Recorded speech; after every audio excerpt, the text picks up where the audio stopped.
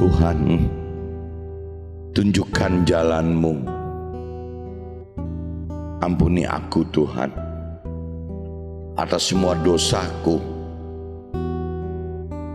Maafkan aku atas segala kesalahanku.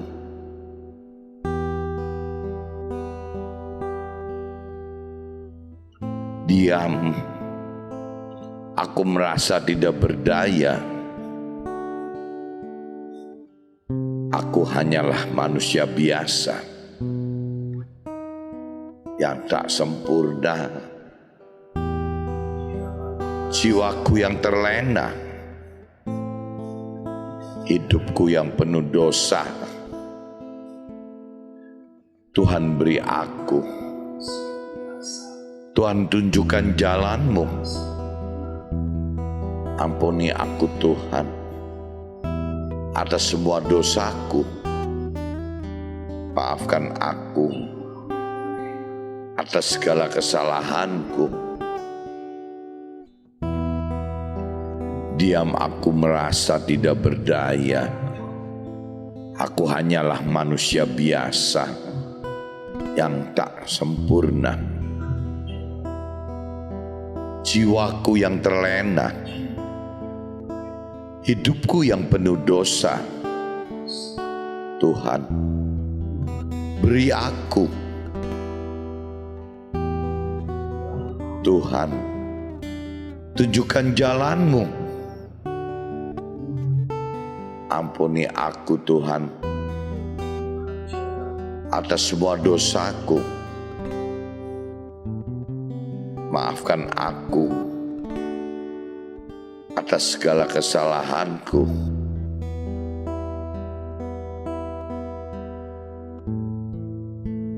Tuhan, tunjukkan jalan-Mu. Ampuni aku Tuhan atas semua dosaku. Maafkan aku atas segala kesalahanku. Aku terlena.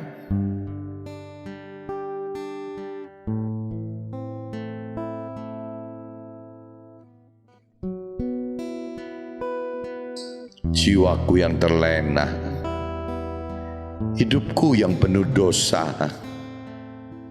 Tuhan, beri aku, tunjukkan jalan-Mu. Ampuni aku Tuhan.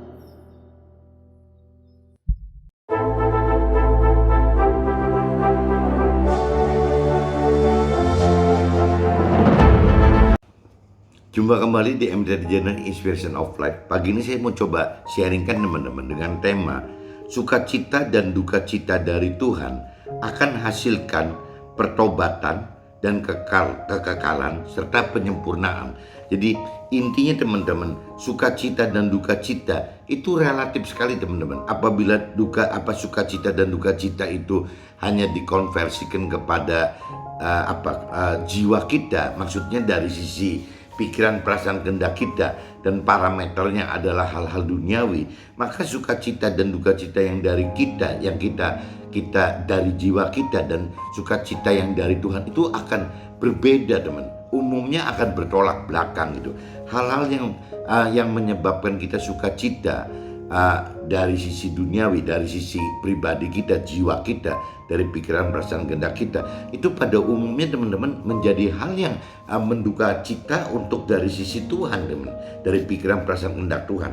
Tapi sebaliknya teman-teman, apa yang kita rasakan duka cita yang kita alami di dunia ini gitu, dengan parameter duka cita itu adalah pikiran, perasaan, kehendak kita, duka citanya dari sisi itu akan menjadi apa temannya, menjadi satu sukacita dalam hal jiwanya Tuhan gitu, dari sisi pikiran, perasaan, kehendak Tuhan. Jadi kita itu malah harusnya bersukacita. Duka cita dunia itu harusnya menjadi satu sukacita di dalam Tuhan, di dalam rohani, karena duka cita tersebut akan menghasilkan satu pertobatan hidup kita teman-teman, dari yang tidak benar menjadi benar, dari yang tadinya kita hidup dengan pola-pola fana, dunia fana ini, kita menjadi pola-pola hidup yang kekal. Dari cerita yang kitanya tadinya tidak sempurna, tidak serupa seperti firman Tuhan, tidak sempurna seperti yang Tuhan Allah kehendaki, kita akhirnya gara-gara duka cita rohani tersebut bisa menjadi ya lebih serupa dengan firman Tuhan, teman-teman, lebih serupa, lebih sempurna seperti yang Tuhan rancang dan kehendaki bagi hidup kita. Jadi sukacita dan duka cita itu sangat relatif sekali, teman-teman. Nanti kita coba baca, teman-teman, di kitab Matius pasal 5 ayat 1 sampai 16 dan kitab Lukas 6 sampai 20. Kitab Lukas pasal 6 ayat 20 sampai 26. Nah, di situ nyata, teman-teman, bahwa parameter sukacita, berbahagialah, duka cita, mungkin celakalah gitu. Ini yang benar-benar bertolak belakang, teman-teman. Nah, ini yang teman-teman kalau kita bicara, kita tergerak untuk bagaimana berubah mengikuti apa yang Tuhan rancang kehendaki, apa yang Tuhan perintah peraturan dalam firman-Nya. Ya, parameter sukacita dan duka cita kita ini yang harus kita lebih pelajari lagi, teman-teman. Karena tidak semua sukacita duniawi itu adalah identik dengan sukacita rohani yang Tuhan rancang dan kehendaki atau perintah peraturkan. Sebaliknya sama, teman. Hal-hal duka cita duniawi itu tidak sesuai dengan apa yang dianggap oleh duka cita rohani yang Tuhan perintah peraturkan atau rancang dan kehendaki. Nah, ini saya coba baca dulu ke teman-teman di kitab Matius. Coba teman-teman ambil kitab Matius, kalau bisa kitab Matius pasal 5, teman-teman. Coba kita baca dari ayat 1 sampai 16, teman-teman. Ini judul perikopnya, teman-teman. Judul perikopnya itu khotbah di bukit gitu. Kalau judul perikopnya itu.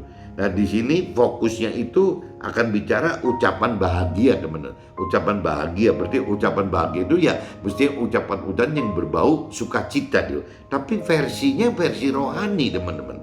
Nah, ini coba kita simak, teman-teman. Ketika Nabi Isa melihat orang banyak itu, naiklah ia ke atas bukit, dan setelah ia duduk, datanglah murid-muridnya kepadanya. Maka Nabi Isa pun mulai berbicara dan mengajar mereka, katanya gitu. Berbahagialah orang yang miskin di hadapan Allah, karena merekalah yang empunya kerajaan sorga gitu. Nah, ini dikatakan di sini berbahagialah orang yang miskin di hadapan Allah gitu, bukan di hadapan manusia, teman-teman. Kalau di hadapan manusia merasa miskin berarti kita sudah salah. Tapi kalau kita memang miskin itu karena di hadapan Allah, ya itu yang benar, teman-teman. Berbahagialah orang yang berduka cita karena mereka akan dihibur. Nah, ini kan mulai, teman. Berbahagialah orang yang berduka cita karena mereka akan dihibur. Berarti kan berduka cita waktu kita di dunia ini merasa berduka cita, justru momen-momen itu adalah bagaimana caranya Tuhan bisa menghibur kita, teman-teman. Apabila kita tidak pernah merasa berduka cita di duniawi ini gitu, bagaimana Tuhan bisa menghibur kita gitu. Nah, meskipun orang dunia tidak suka kan, teman-teman, ya bagaimana ceritanya harus alamin duka cita dulu baru bisa dihibur Tuhan. Ya, kenapa tidak dalam kondisi sukacita Tuhan menghibur mereka gitu. Orang dunia selalu akan katakan itu, teman-teman. Berbahagialah orang yang lemah lembut karena mereka akan memiliki bumi. Berbahagialah orang yang lapar dan haus akan kebenaran karena mereka akan dipuaskan. Nah, ini parameter-parameter berbahagialah, bersukacitalah dari rohani itu seperti ini, teman-teman. Berbahagialah orang yang murah hatinya karena mereka akan beroleh kemurahan. Berbahagialah orang yang suci hatinya karena mereka akan melihat Allah gitu. Nah, ini di ayat 8 itu berbahagialah orang yang suci hatinya karena mereka akan melihat Allah. Berarti kalau orang yang tidak suci hatinya sukar untuk melihat Allah, teman-teman. Berbahagialah orang yang membawa damai karena mereka akan disebut anak-anak Allah. Berbahagialah orang yang dianiaya oleh sebab kebenaran karena merekalah yang empunya kerajaan sorga.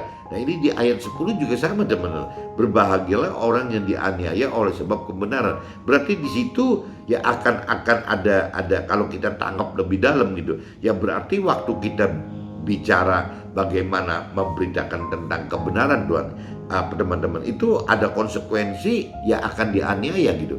Ya waktu kita bicara kebenaran itu konsekuensinya kita akan dianiaya oleh dunia. Oleh siapa ya? Oleh manusia, oleh orang-orang dunia gitu. Itu konsekuensinya, teman-teman. Karena mereka lah yang mempunyai kerajaan. Jadi kalau berbagilah orang yang dianiaya oleh sebab kebenaran, karena kita yang memberitakan kebenaran adalah yang mempunyai, yang kita akan akan masuk ke dalam sorga gitu teman. Firman Tuhan katakan seperti itu gitu. Berbahagialah kamu jika karena Tuhan Allah gitu, kamu dicela dan dianiaya dan kepadamu difitnahkan segala yang jahat gitu. Berbahagialah kita jika karena Tuhan Allah, karena firman Tuhan, kita dicela dan dianiaya dan kepada kita difitnahkan segala yang jahat. Nah ini juga sama teman, gak beda dengan ayat 10 kan. Ayat 11 juga nyatakan begitu gitu. Jadi jika kita dicela, dianiaya karena oleh Tuhan Allah, karena firman Tuhan, itu wajar saja teman-teman, wajar saja gitu ya. Kita akan difitnahkan segala yang jahat gitu katanya. Bersukacitalah dan bergembiralah karena upahmu besar di surga, sebab demikian juga telah dianiaya nabi-nabi yang sebelum kamu. Jadi ini kita mesti ngerti teman-teman, bahwa bukan cuma kita aja yang mengalami penganiayaan, maksudnya firman Tuhan begitu. Jadi nabi-nabi kita, ya Nabi Isanya, ya nabi-nabi yang lain itu semua juga mengalami aniaya teman-teman, waktu waktu memberitakan kebenaran firman Tuhan itu, waktu di dunia memberitakan kebenaran firman Tuhan itu teman-teman. Nah ini ujung-ujungnya teman-teman, kalau cerita ucapan bahagia ini berujung ya kita bagaimana menjadi, kalau istilah firman Tuhannya, garam dunia dan terang dunia teman-teman. Jadi bagaimana caranya kita memberitakan, menjadi alat Tuhan, memberitakan kebenaran firman Tuhan meskipun dengan konsekuensi menderita tadi teman-teman, karena kita akan dicela, akan dianiaya, difitnah gitu ya, akan di sini dikatakannya itu kan di ayat 10 juga, orang yang dianiaya oleh sebab kebenaran gitu. Jadi waktu kita menjadi alat Tuhan memberitakan kebenaran teman-teman, ya konsekuensinya itu ya akan mendapat aniaya, penindasan, cemoohan dan segala macam. Nah untuk apa kita menjadi alat Tuhan? Ya Tuhan pengen, firman Tuhan pengen kita menjadi garam dunia dan terang dunia teman-teman. Garam dunia dan terang dunia. Kita adalah garam dunia. Jika garam itu menjadi tawar, dengan apakah ia diasinkan? Tidak ada lagi gunanya selain dibuang dan diinjak orang. Jadi kalau diibaratkan memberitakan firman Tuhan itu adalah garam dunia, maksudnya garam dunia itu kan berasa asin teman-teman. Nah apabila kita tidak menjadi asin gitu, ya buat apa sih gitu kita hidup gitu. Intinya gitu teman-teman. Jadi kalau dari sisi persepsi rohani, dari persepsi firman Tuhan gitu, ya Tuhan ingin sekali kita menjadi alat untuk menggarami dunia gitu ya, untuk memberitakan kebenaran, memberi rasa kebenaran firman Tuhan kepada dunia teman-teman. Kita adalah terang dunia. Nah ini tadi kan garam dunia kan memberi asin gitu kan. Kita adalah terang dunia. Kota yang terletak di atas gunung tidak mungkin tersembunyi. Lagi pula orang tidak menyalakan pelita lalu meletakkannya di bawah gantang, melainkan di atas kaki dian, sehingga menerangi semua orang yang di dalam rumah itu. Demikianlah hendaknya terangmu bercahaya di depan orang, supaya mereka melihat perbuatanmu yang baik dan memuliakan Tuhan Allahmu yang di sorga gitu. Jadi di sini ceritanya kan perikrop yang 13 sampai 16 ini kan bicara garam teman dan terang teman. Garam di sini berarti yang bagaimana kita hidup menjadi berasa gitu untuk sesama kita, ya berasa bahwa kita ini hidup ya dengan memberitakan kebenaran firman Tuhan. Begitupun firman Tuhan katakan kita mesti menjadi terang teman. Jadi bagaimana caranya kita hidup menjadi terang. Nah apabila kita sudah lebih dalam mengerti akan firman Tuhan teman, apabila kita sudah lebih berani melakukan firman Tuhan, tadi dikatakan berarti kita sudah menjadi terang bagi sesama kita teman. Nah waktu kita sudah di posisi itu, terang itu tidak bisa disembunyikan teman-teman. Jadi terang itu harus memang nyata, disebarkan kemana-mana teman-teman. Dan terang itu tidak bisa, kalau firman katakan tidak bisa ditaruh di bawah teman-teman, harus digantung di atas sehingga sinar terang itu bisa menerangi sesama kita teman-teman. Jadi maksudnya gitu, jadi jangan ditaruh di bawah gantang gitu, maksudnya jangan digantung terlalu rendah, tapi kita mesti taruh di atas gitu, di kaki dia berarti di atas gitu, supaya terang itu kelihatan semua. Nah untuk apa kita bicara terang secara rohani gitu ya, itu bagaimana caranya sehingga sesama kita bisa melihat bahwa kebaikan kita itu dalam menyebarkan kebenaran firman Tuhan itu teman-teman.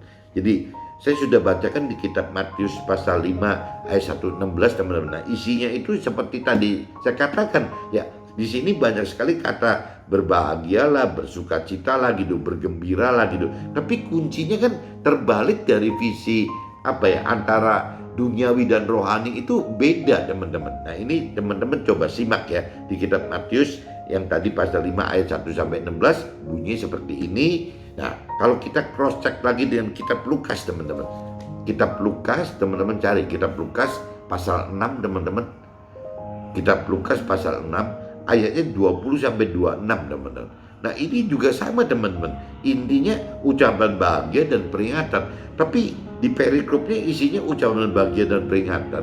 Tetapi umumnya terbalik juga, teman-teman. Sukacita duniawi dengan duka cita duniawi itu beda, teman-teman. Jadi umumnya, kembali tadi saya katakan, umumnya sukacita duniawi itu adalah duka citanya rohani gitu. Tapi kalau duka citanya sukacitanya rohani adalah duka citanya duniawi. Selalu kebalik, teman-teman.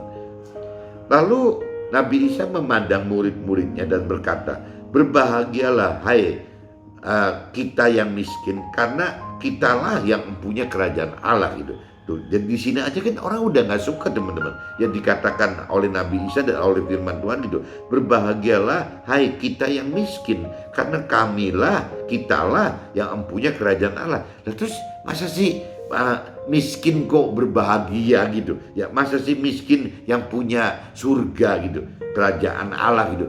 Ya ini orang dunia jelas nggak suka, teman-teman. Yang namanya berbahagialah hai kita yang miskin, karena kitalah yang mempunyai kerajaan Allah gitu. Ya kalau orang dunia pasti mengendakikan berbahagialah hai kita yang kaya kan, bukan yang miskin gitu. Nah, ini sudah di ayat 20 udah terbalik. Kalau kita bicara lanjut di ayat 21-nya, berbahagialah hai kita yang sekarang ini lapar, karena kita akan dipuaskan. Nah, ini masa lapar akan udah jelas-jelas secara duniawi lapar kok, yang mana bisa enak. Tapi maksudnya dari kelaparan kita itu justru nanti waktu Tuhan berkati kita soal makanan aja, kita bisa bersuka cita dan berterima kasih kepada Tuhan. Padahal urusan makanan aja, teman. Tapi kalau orang kaya kan mungkin tidak merasa berterima kasih besar gitu ya, karena memang dianggap ya kaya gitu ya, untuk bisa tidak lapar ya wajar-wajar aja, bahkan bisa milih ini milih itu kok, toh duitnya kita sendiri. Nah, akhirnya kita jadi tidak bisa dekat dengan Tuhan, teman-teman, karena kita anggap bahwa yang membuat kita tidak kelaparan itu adalah ya urusan harta kita yang bisa mengobati kelaparan itu, teman-teman. Nah, ini bedanya gitu, teman-teman. Berbahagialah hai kita yang sekarang ini menangis, karena kita akan tertawa. Nah, maksudnya firman di sini, apabila kita tidak merasakan tangis gitu, bagaimana Tuhan bisa membuat kita tertawa gitu? Kalau memang kita sudah tertawa karena mencari kebahagiaan, kesenangan, sukacita duniawi gitu, bukan oleh karena Tuhan, ya Tuhan nggak bisa gitu membuat kita lebih bahagia untuk tertawa, teman-teman. Berbahagialah kita jika karena anak manusia orang membenci kita, dan jika mereka mengucilkan kita dan mencela kita serta menolak nama kita sebagai sesuatu yang jahat. Nah, ini juga kan lucu, teman-teman, ya. Apabila ceritanya kita bicara mengikuti firman Tuhan, teman-teman, terus banyak orang yang membenci kita, ya, mengucilkan kita, mencela kita, menolak nama kita sebagai sesuatu yang jahat gitu. Nah, apakah kita mesti berbahagia? Ya logikanya kalau bicara secara duniawi, ya pasti tidak bisa bahagia lah, teman-teman. Orang yang namanya kitanya dibenci gitu, kitanya dikucilkan, kitanya dicela, kitanya ditolak gitu, ya pasti kan nggak bisa berbahagia. Tapi kalau dari sisi firman Tuhan, ya itu ya dalam kondisi kita seperti itu justru Tuhan bisa menghibur kita, teman-teman. Jadi selalu terbalik gitu. Bersukacitalah pada waktu itu dan bergembiralah, sebab sesungguhnya upah kita besar di surga. Karena secara demikian juga nenek moyang kita telah memperlakukan para nabi-nabi. Jadi kalau cerita orang mengucilkan kita, orang membenci kita, orang mencela kita, orang menolak kita, bukan zaman sekarang aja, teman-teman. Maksudnya ya nabi-nabi zaman dulu pun oleh nenek moyang kita, bukan orang lain loh, oleh nenek moyang kita pun ditolak gitu, teman-teman. Jadi wajar aja gitu kalau kita mengalami hal-hal seperti tadi tuh, dibenci, ya dikucilkan, dicela, ditolak gitu. Itu wajar-wajar aja gitu, firman Tuhan katakan begitu gitu. Tetapi celakalah kita, hai kita yang kaya, karena dalam kekayaan kita telah memperoleh penghiburan kita gitu. Nah ini apa firman Tuhan juga ingatkan, jangan sampai soal kekayaan teman-teman. Misalnya apa ya, kesuksesan duniawi lah, kalau pada umumnya kan bukan cuma kaya aja. Sukses duniawi itu kan bisa bicara dari sisi harta, dari kesuksesan harta, dari kesuksesan tahta, dari kesuksesan dapat membeli segala macam kebutuhan duniawi gitu. Nah itu yang Tuhan katakan hati-hati gitu ya, karena waktu kita mendapatkan sukses duniawi tadi ya, kita mendapatkan kebahagiaan duniawi tadi ya, itu adalah hal-hal yang semu gitu, hal-hal yang fana teman-teman. Jadi jangan sampai gara-gara hal sukses duniawi, jangan gara-gara urusan kebahagiaan duniawi yang fana, yang tidak kekal itu, kita malah dapat penghiburan teman-teman.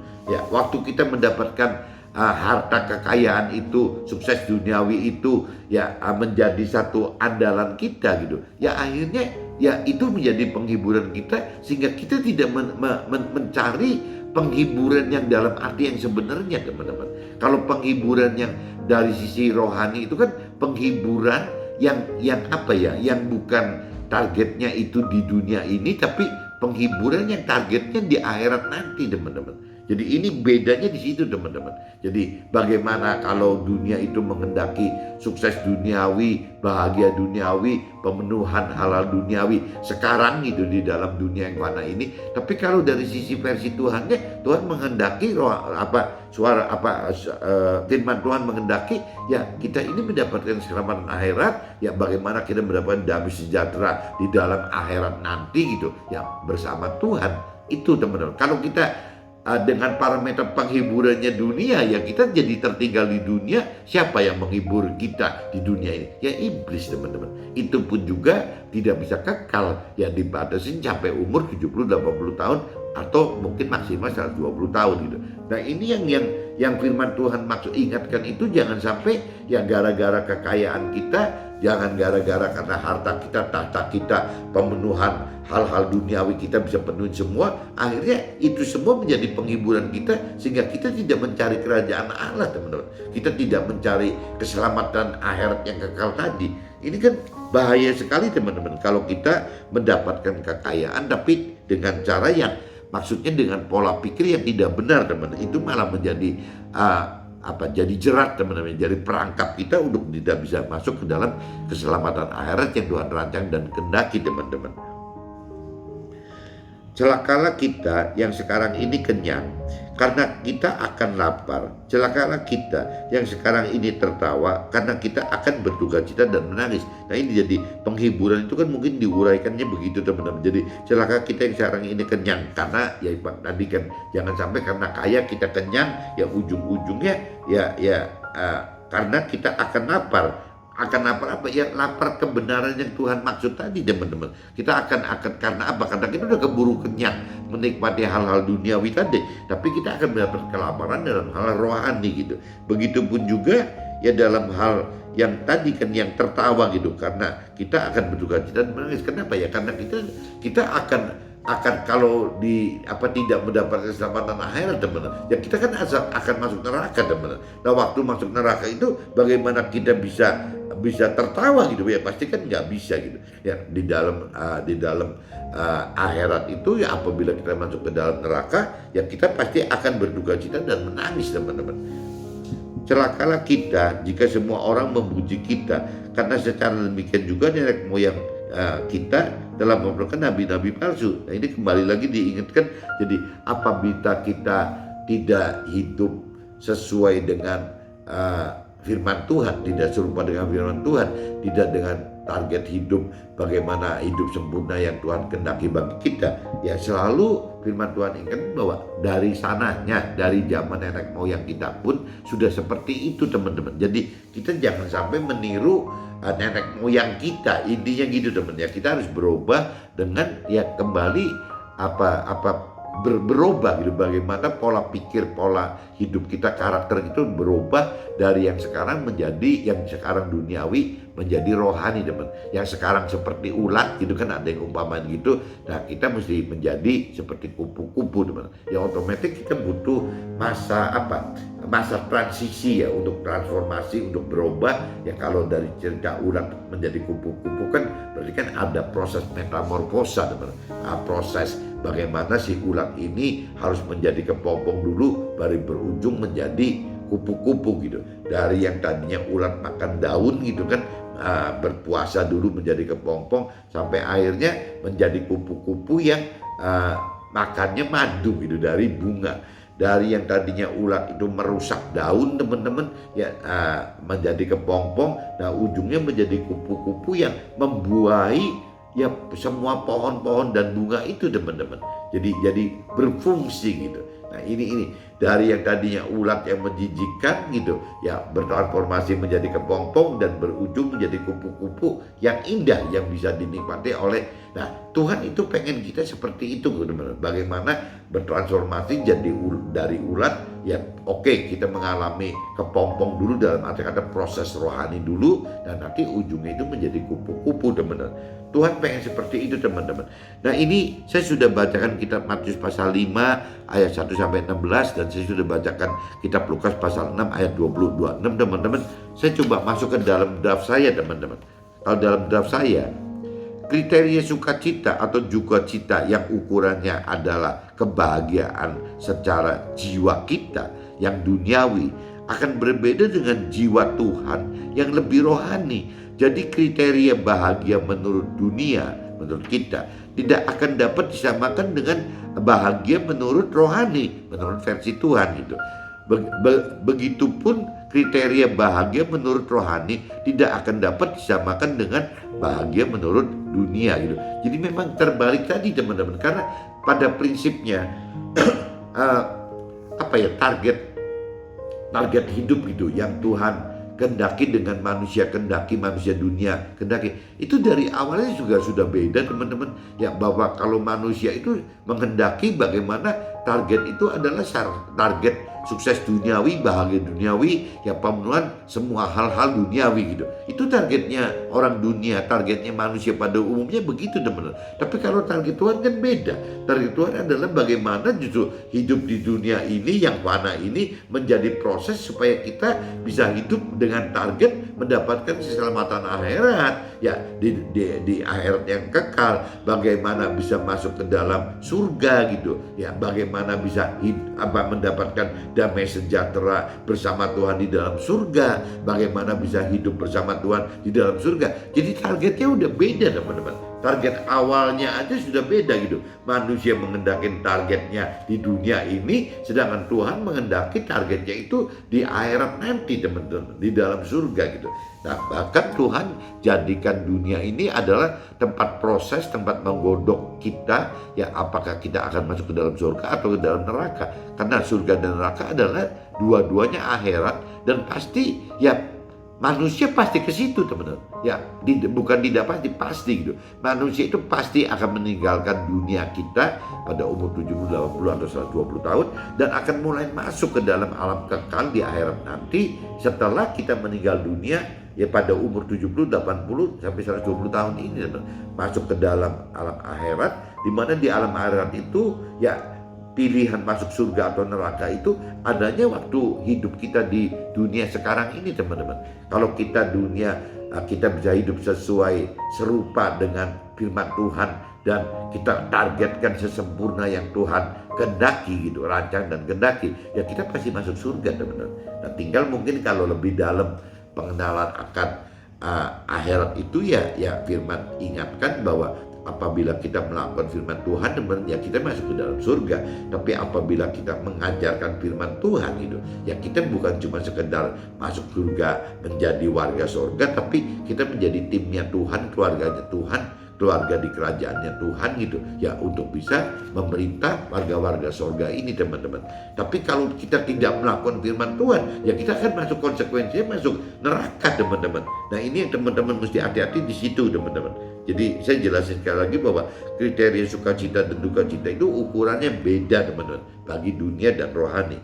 Parameter bahagia menurut dunia adalah bahagia yang dapat alami sukacita di dalam jiwa kita.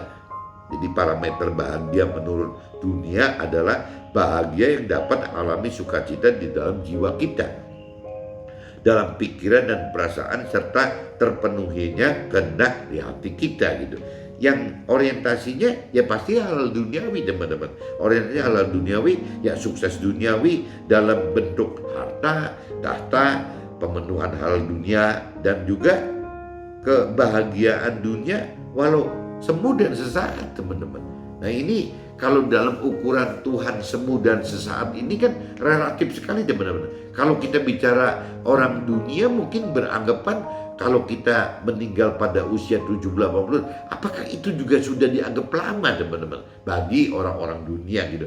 Tapi kalau bagi Tuhan teman 70-80 bahkan 120 tahun itu singkat sekali teman-teman. Kenapa? Karena Tuhan bandingkan dengan kekal gitu. Dimana kekal itu ukurannya tidak bisa seperberapa banyak dibanding ya 70, 80, 120 tahun. Kekal itu kan unlimited teman-teman, nggak ada batas gitu. Jadi Tuhan bicara dari ukuran waktunya itu kekal, manusia atau iblis itu menjebak dengan ukuran 70, 80, 120 tahun. Nah ini kan beda sekali teman-teman. Ya sama aja jangankan kita bicara waktu kita dewasa rohani ya, bisa membedakan apa beda umur 70, 80, 120 dan apa arti kekal. Itu bagi orang-orang dewasa rohani bisa membedakan teman-teman. Bagi orang yang masih kanak-kanak rohani nggak bisa bedakan. Tapi kalau cerita usia teman-teman sama aja teman-teman. Bagi orang yang kanak-kanak masih kanak-kanak, jangan-jangan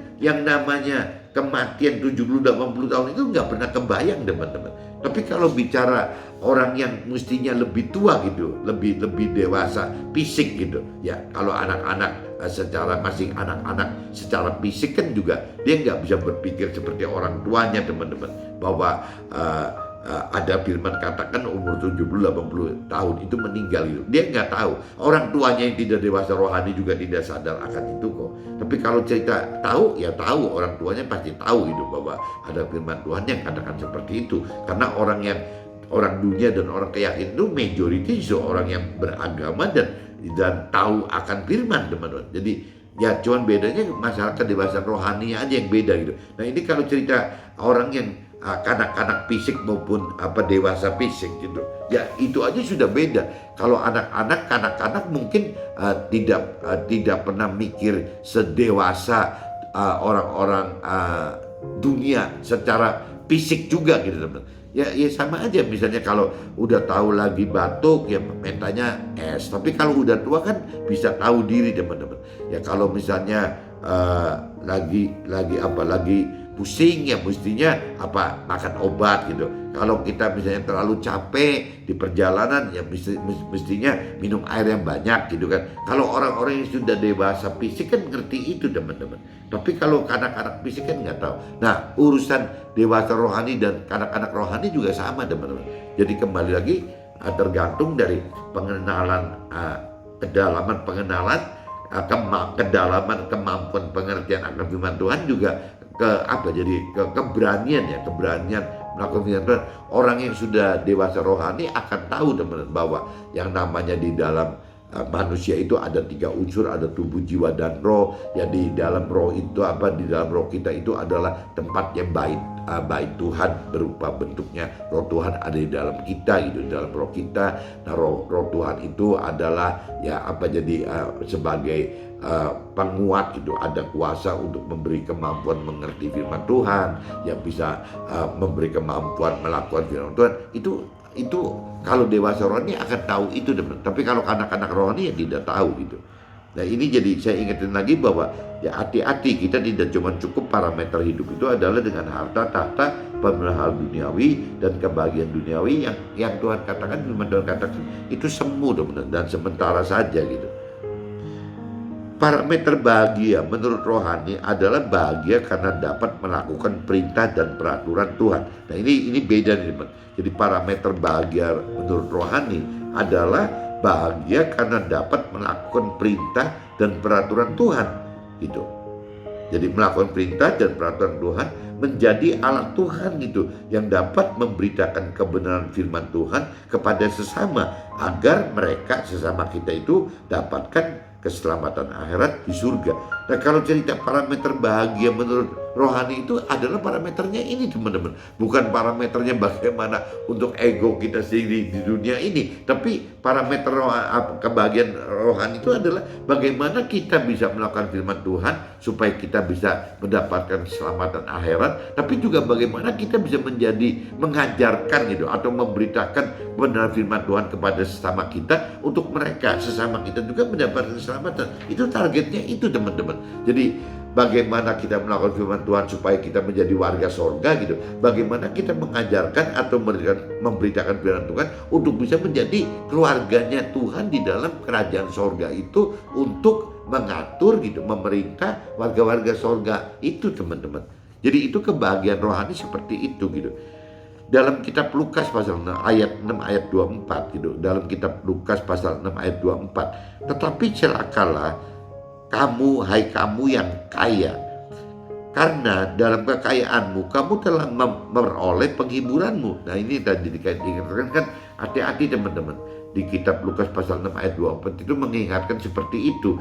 Ya, kalau kita kaya itu kadang-kadang itu keblinger gitu, dianggapnya kekayaan itu adalah penghiburan kita. Jadi akhirnya kita tidak mau lebih mengenal firman Tuhan, lebih mempelajari firman Tuhan, tidak lebih berani melakukan firman Tuhan gitu. Yaitu karena kekayaan itu, dianggapnya kekayaan itu adalah sudah aman, sudah nyaman gitu. Jadi tidak perlu ada Tuhan-Tuhanan, tidak perlu ada firman-firman Tuhanan, atau nanti ujung-ujungnya Tuhan itu dibawa cuman ke dalam pemikiran fantasi aja, teman-teman. Jadi cuman di dalam bayangan saja gitu, seolah ada Tuhan, kaya itu karena seolah ada Tuhan, padahal tidak ada kaitan kekayaan yang diperoleh oleh orang kaya tersebut dengan Tuhan gitu, nggak ada gitu ya, karena mereka peroleh kekayaan itu melalui jalan-jalan ya, cara-cara duniawi tadi, bahkan bisa dengan cara-caranya iblis mungkin. Karena memang pemilik dunia, pemilik kekayaan dunia itu, harta tahta dan pemenuhan nafsu dunia itu ya adalah semua juga miliknya iblis, bukan miliknya Tuhan gitu. Ini di ayat kitab Lukas pasal 6:24 itu katakan begitu.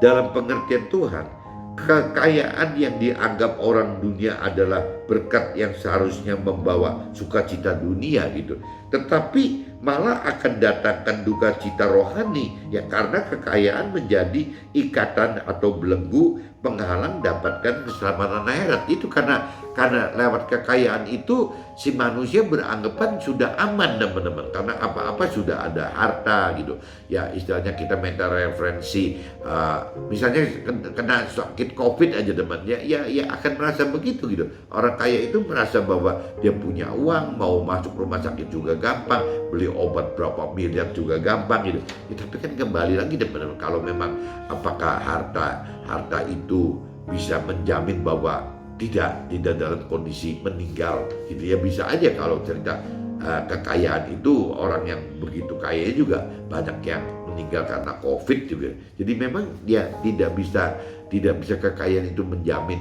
kematian kita gitu ya, karena memang kematian itu akan datang, teman-teman. Jadi bukan kita harus hindari, mestinya kita cari solusi bagaimana waktu kematian itu datang kita bisa terselamatkan. Harusnya kan yang benar seperti itu, teman-teman.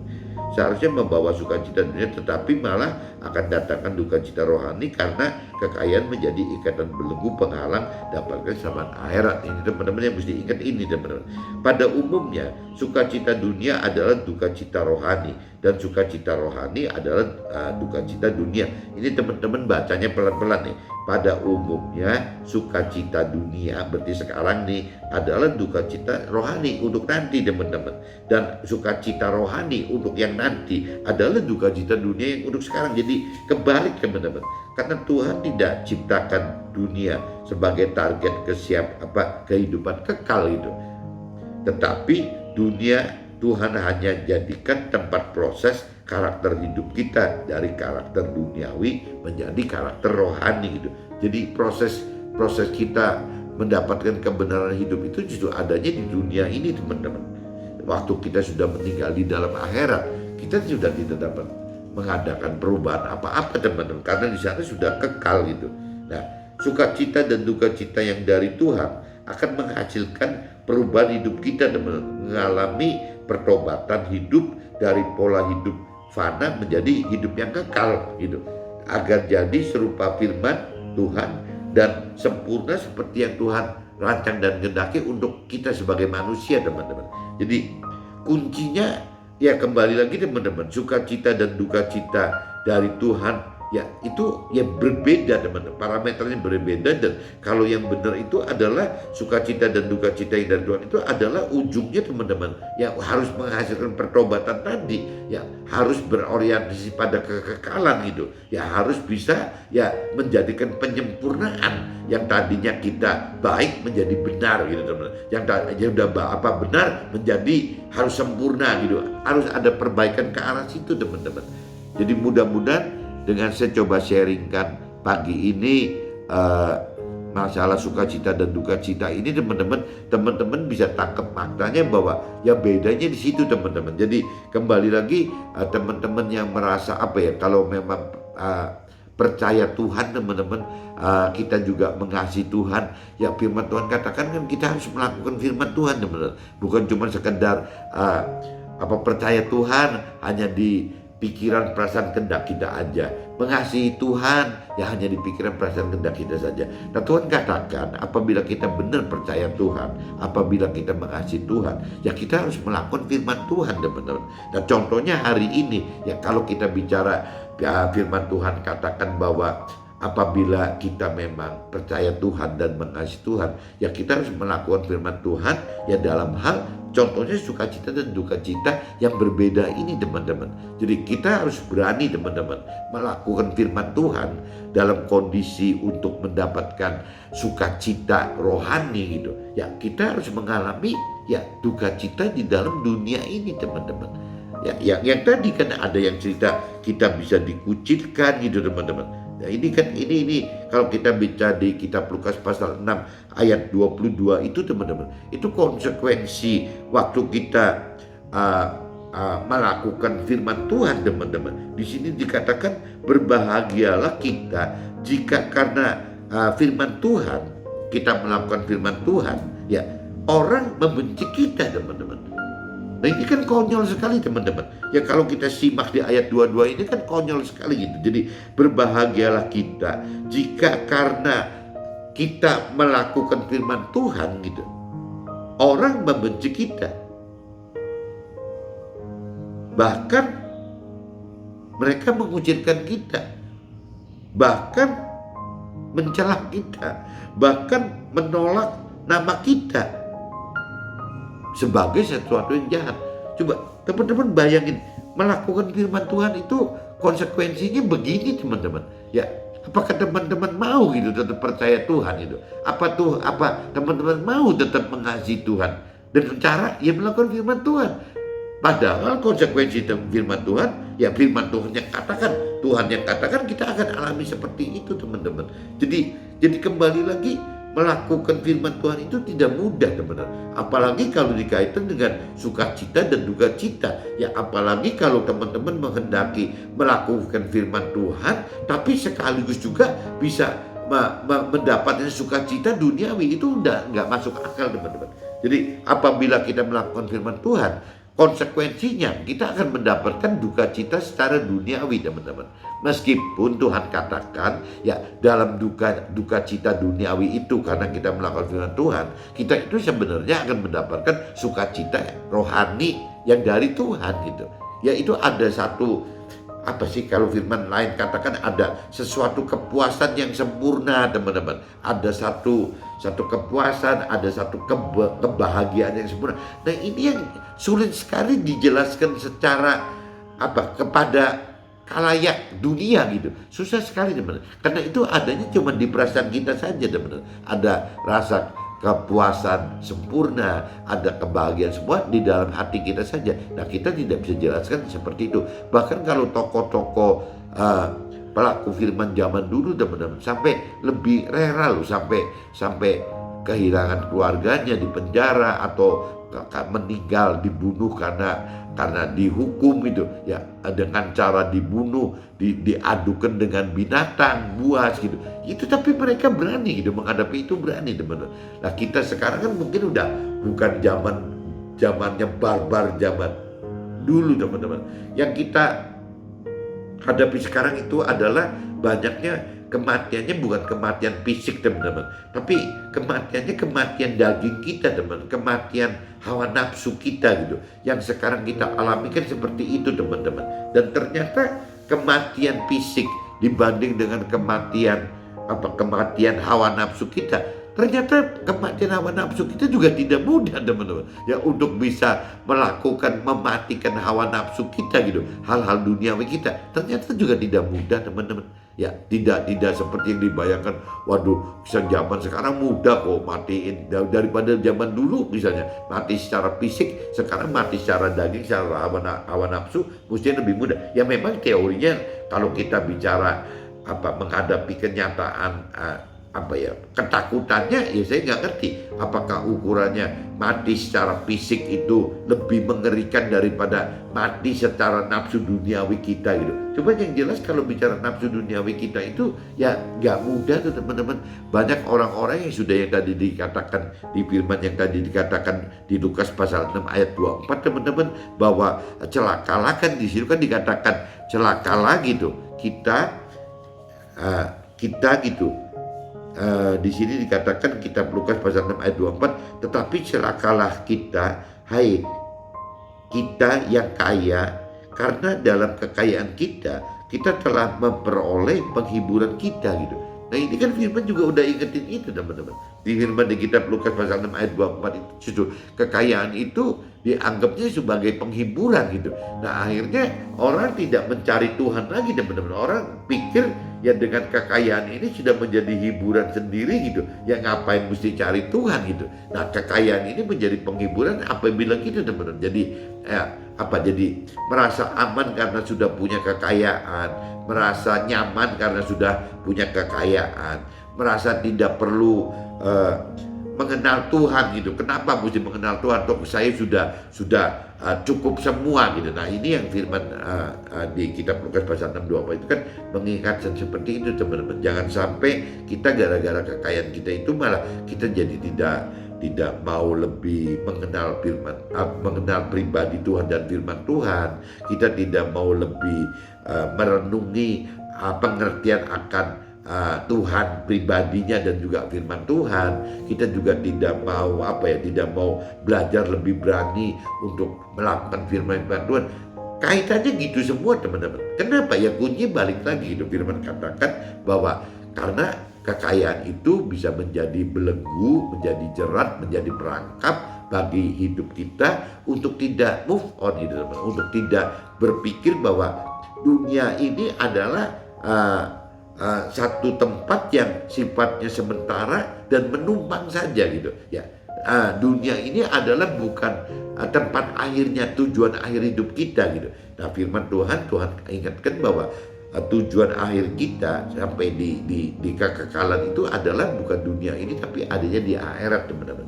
Jadi jangan sampai gara-gara kekayaan duniawi itu kita tertinggal di dunia yang fana ini gitu. Ya percuma gitu, karena ada saatnya, ada waktunya ya kita tetap harus meninggalkan dunia yang fana ini teman-teman.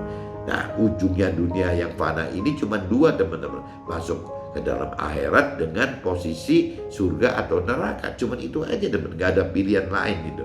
Ya kalau kita bicara kita terbelenggu hidup di dunia ini karena kita merasa terhibur gitu ya di dunia ini, ya pasti kita berarti tidak melakukan firman Tuhan teman-teman. Kenapa kita tidak melakukan firman Tuhan? Karena waktu kita mengandalkan kekayaan sebagai penghiburan kita, ya kita tidak berjuang untuk mau mengenal firman Tuhan teman-teman. Kita tidak mau berjuang untuk mengerti firman Tuhan. Kalau kita tidak mengenal dan tidak mengerti firman Tuhan teman, ya otomatis kita juga tidak bisa melakukan firman Tuhan teman-teman. Nah waktu kita tidak bisa melakukan firman Tuhan, ya konsekuensinya kita masuk ke dalam neraka teman-teman. Ya karena yang masuk ke dalam surga itu adalah orang yang melakukan firman Tuhan gitu. Orang yang tidak melakukan firman Tuhan ya ujungnya pasti masuk neraka.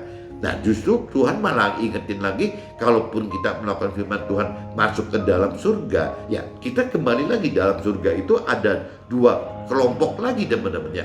Kelompok yang hanya sebagai warga surga, berarti hanya yang melakukan firman Tuhan, dan ada sekelompok lagi yang masuk menjadi tim kerajaannya Tuhan di dalam surga. Nah kelompok-kelompok yang masuk dalam tim kerajaan surga di dalam surga, kelompok Tuhan di dalam surga, ini adalah bukan cuman orang-orang yang melakukan firman Tuhan saja teman-teman, tapi orang yang mengajarkan firman Tuhan itu.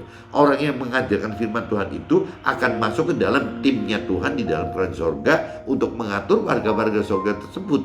Nah ini di sini bagaimana caranya mengajarkan firman Tuhan.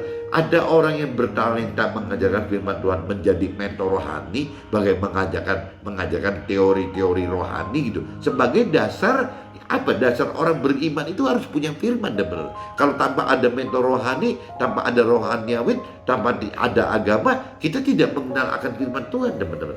Tapi setelah kita mengenal firman Tuhan, itu tidak cukup masalah mengenal aja teman-teman. Kita juga harus mampu mengerti firman Tuhan dan harus mampu melakukan firman Tuhan. Nah itu urusannya bukan mentor rohani dan rohaniawan lagi, itu urusannya pribadi kita dengan Tuhan. Nah Tuhan sudah sediakan untuk bisa lebih mengerti firman Tuhan. Tuhan sudah sediakan roh Tuhan untuk bisa melakukan firman Tuhan. Tuhan juga sudah sediakan roh Tuhan itu. Jadi kita jadi akhirnya akan mampu mengerti firman Tuhan, dan kita juga akan mampu melakukan firman Tuhan. Jadi teman-teman harus ada batasnya loh. Ya jangan sampai mentor rohani dan rohaniwan dan agama diributin terus gitu. Ya salah teman. Jadi ada satu titik kita take over langsung kepada Tuhan lewat roh Tuhannya. Ya khususnya dari hal mampu mengerti firman Tuhan dari pikiran perasaan kehendak Tuhan, juga kemampuan melakukan firman Tuhan teman. Tanpa ada roh Tuhan kita tidak akan mampu mengerti dengan benar, dan kita tidak akan mampu melakukan firman Tuhan. Oke teman-teman, see you, bye bye.